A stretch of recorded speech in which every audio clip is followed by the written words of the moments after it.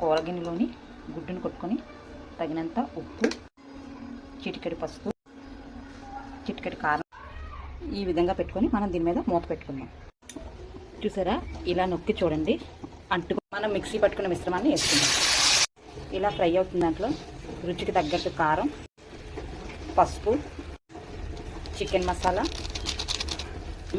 టమాటీలు కూడా వేసుకొని బాగా ఫ్రై చేసుకుందాం.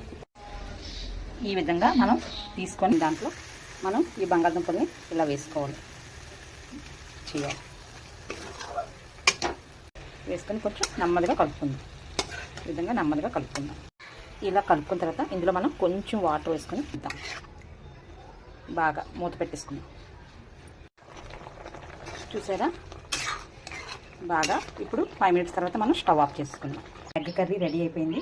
మీరు కూడా ఇంట్లో ట్రై చేయండి, చాలా బాగుంటుంది. పిల్లలు కూడా చాలా ఇష్టంగా తింటారు. Okay friends.